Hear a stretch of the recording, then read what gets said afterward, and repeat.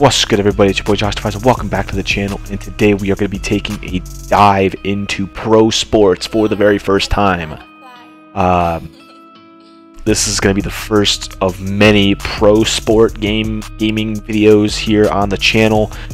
We will be doing a lot of pro sports here to come. NBA is one, NHL, MLB, NFL, all the major sports we will be doing, maybe even diving into some FIFA soccer as well.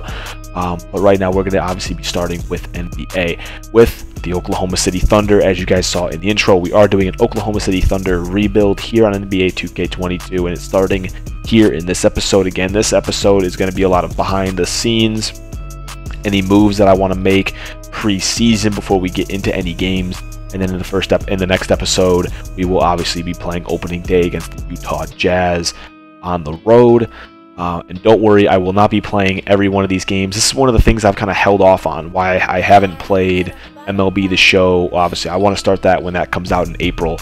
But why I haven't played NBA and NHL games up to this point on the channel, done any dynasties with those, or dynasties, I keep saying dynasty franchises with those, is because obviously there is a lot of games to be played. 82 games to be exact on the NBA schedule. We'll probably play one per month, which will give us a total of 2, 3, 4, 5, 6 games during one season, which is a little bit low, but I think 6 games for an NBA season, especially since if we do make it to the playoffs, we're going to be playing every single game. And if I make it to the playoffs, we'll probably do 2 games per episode. But that's, again, we're not going to make the playoffs this year.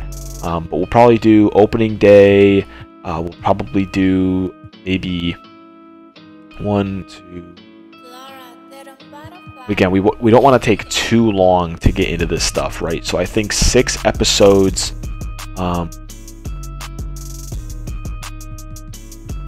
I might do 2 games per episode. Maybe this is a decision that I'm going to make, not at this current time, because I haven't even started making those yet, obviously.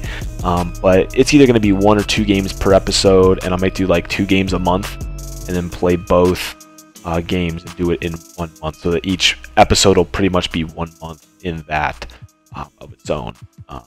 Which that would make me play a total of 1, 2, 4, 6, 8, 10, 12 games. 12 games. I don't want it to take as long because, again, if these are going to take a little longer to edit and upload, but yeah, I think maybe 2 games, and especially because I don't think they're going to be as long, because I'm going to do more highlighted based rather than showing you every single play of the game like I do for college football revamped. So I think that's going to kind of be determined on the first episode. I'll probably attempt to do 2 games in one episode, so I'll probably do like this one, 1 home and 1 away game, maybe something around that, something like that. But yeah, we'll see how that goes, or maybe 2 back-to-back games potentially. But we'll see. That's going to be a not right now decision. But again, like I said, if you guys want to skip right to games, when I upload the next episode, that's when you guys will actually be able to watch games to get in there. But in this episode, we're going to take a look at the roster, our draft picks, if I want to make any off-season moves before we get into any games. So I would recommend sticking around just to see how this team stacks up, what our plans are for it, and how we are looking here this season. And we'll take a look at the schedule. Obviously, I mean, the schedule is long, not really a whole lot to take a look at. You play pretty much every team in the NBA, I think. So anyways, let's go ahead and jump right in here to the front office portion here with the roster. That needs to get lowered. Sorry about that. I'm trying to do this on console, right? Because obviously college football revamped is on my PC, so it's a lot easier to adjust settings and stuff like that on the fly. But anyways, obviously the overwhelming star of the team that we're going to be building around is 23-year-old Shai Gilgeous-Alexander. Obviously, this is the guy that we want to see. Drafted from Kentucky. You know how it is. You know I like my Kentucky guys. Drafted 3 years ago, 11th overall by the Thunder. And 87 overall at the age of 23. Very, very good player. He's going to be slashing, playmaking player for us here. Is what we need, right? And then the second best that we have is Josh Giddey, right? Drafted drafted this year from Australia, 6th overall. He's our freshman on campus, right? He was drafted from overseas, from Australia. He's an inside scorer, playmaking, and has basketball IQ. We'll see how he pans out. But everybody else, Luguentz Dort, Kenrick Williams, Mike Muscala, Derek Favors, Alexei Pukozevsky, I believe is how you say it. I think I said Isaiah Roby, who was at Nebraska. That name's Darius Baisley, Jeremiah Robinson Earl, Ty Jerome, Aaron Wiggins, Trey Mann, who played at Florida.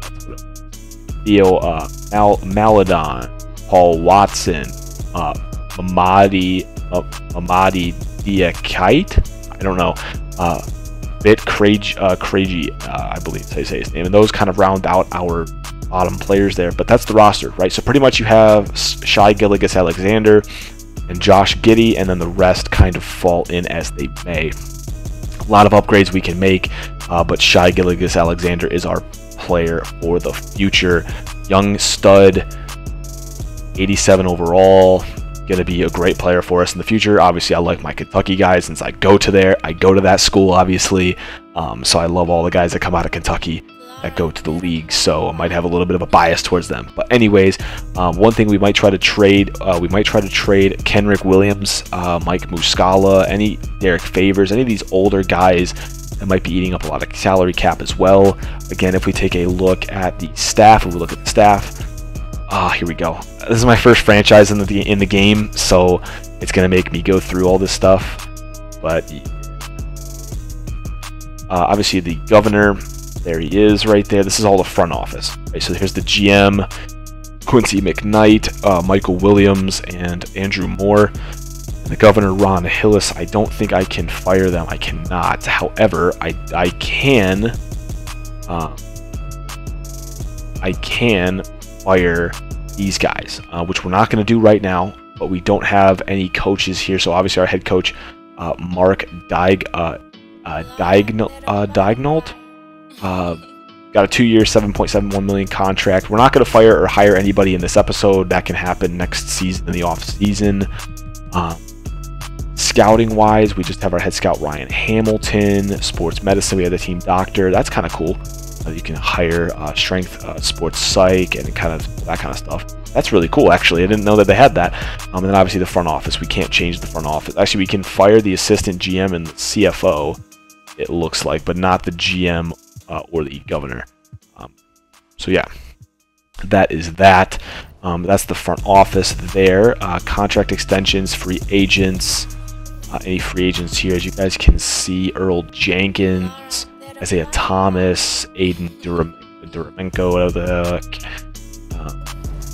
If we look at contract on upcoming free agents, Kyrie Irving, James Harden, Zach LaVine, DeAndre Ayton, Bradley Beal, Miles Bridges, John Wall, Yusuf Nurkic, Bobby Portis, Mitchell Robinson, TJ Warren, Russell Westbrook, Jalen Brunson, Montrezl Harrell, Andre Drummond, Victor Oladipo, Carmelo Anthony, Mohamed Mobamba, Josh Hart, Jayshawn Tate, Anthony Simmons, Pat, whatever, Al Horford, and it just kind of keeps going from there, obviously. So it just kind of keeps going from there, and that's in this upcoming off season. If we take a look at our we look at our contract extensions right now, Ty Jerome and Mamadi Diakite. Both will probably extend Ty Jerome. Not sure about this guy, but that's kind of how we're going to move in the future. If we take a look, coaching, the game plan here, the lineup, obviously Gilgeous-Alexander, Josh Giddey are going to be starting. Luguentz Dort, Pokasevsky, and Mike Muscala there will be our starters. We'll kind of mess around with that as the season goes on. Excuse me one second. I have to go to the bathroom. I'll be right back. All right, boys. Sorry about that. Take a little cut there, but anyways, if we go back to the coach's game plan, like I said, obviously conditional coaching, nothing there. It's okay. System proficiency. Geez. That we'll see. We'll see how that all goes. That we don't really need on the fly lineups. We don't really need to let the coach figure that out. The playbook, we don't need to coach. Practice, we don't need that either. Scouting. Now, if we look at prospect scouting, obviously we have the actual prospects here that will be in this game here. They look pretty similar to their real life counterparts, which is actually really cool. Obviously we have Chet Holmgren out of Gonzaga, Paolo Banchero out of Duke, Jabari Smith out of Auburn, Jaden Hardy from the G League, Johnny Davis from Wisconsin, Jaden Ivey from Purdue, Wendell Moore from Auburn as well. No, he's from Duke. Benedict Mathurin, I'm assuming, yeah, or he from Arizona. PBJ, Patrick Baldwin from Wisconsin, Milwaukee. I don't think you can put Wisconsin, Milwaukee in there. Ty Washington, obviously from your boy, Kentucky. That does not look like Ty in the slightest, but it's okay. Adrian Griffin Jr. from Duke. Jalen Duren from Memphis. Kendall Brown from Baylor. Keegan Murray from Iowa. Nikola Jovic from Serbia. Caleb Houston. It's Houston. Am I dumb? It's just Houston. Why does Houston look so weird to me right now? Whatever. Caleb Houston from Michigan. Jamie Jaquez Jr. from UCLA. And obviously it just keeps going, obviously. So that's that. If we take a look now at the draft board, this is our board. This is how we're going to fill up with who we want after scouting has been completed. Big boards. Here's kind of what they're looking at here. Chet Holmgren, Paolo Banchero, Jaden Ivey, Johnny Davis, Jaden Hardy, Jabari Smith, Benedict, Jalen Duren, Bo Camp, Kendall Brown, Dyson Daniels, Adrian Griffin, Wendell Moore. And obviously you could look at different ones. Mock drafts. We are projected to have the number 2 and 4th pick. We have 2 first rounders, high first rounders. And right now we're projected to pick Paolo Banchero and Johnny Davis. So again, if we take a look at front office, trades, future draft picks, we have 2 first rounds. We have 3 first rounders. But this one is top 10 protected from the Suns. Meaning, basically what that means, if you guys don't know, is that if this pick is in the top, right? If this pick is in the top 10, then the Suns get to keep it. And it's kind of messed up here. Swap best with the Thunder first round pick there. Lottery protected from these 2. Heat will probably not get that, but the Wizards probably will. And then lottery protected from the Nuggets. We should have a first round pick next year. Plus, we have 2 first rounders straight up from the Clippers and the Clippers, and obviously our first round pick. So we should have 4 first rounders here. If we take a look here at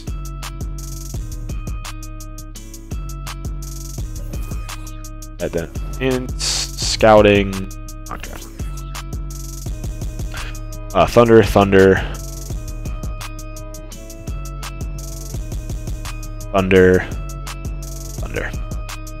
So this is where we're projected to have all of our picks. So that'll be nice to have 4 first round picks, obviously this year, and then a potential for next year as well. A lot of protected picks for next year, but it is still a lot of picks. We can take a look at anything else that we have here. Future draft pick wise, we have a lot of 2024s as well, all unprotected. We have 3, and then one's top 10 protected. And then we have so many picks because the Thunder have so many draft picks. So we're going to be able to build this team up against a bunch of first round picks in 2026. We just have a lot of picks here: 2022, 23, 24. We have 1 first round pick in 2025. No, 2 first round picks in 2025. And then we have 1, 2, 3, 3 in 2026, and that's all you can really do. So yeah, we have a lot of draft picks. So hopefully we can get some guys that are going to turn out to be some studs. which that'll be nice. So yeah, finances we don't really need to look at here. We take a look here, scouting again, like I said. Let's take a look at the box drafts again. We're projected to take Paolo Banchero, or this draft expect 2K. This is just 2K 2K goes based off of what is it? Whatever. But yeah, so Paolo Banchero, Jaden Hardy. This is on NBA.com.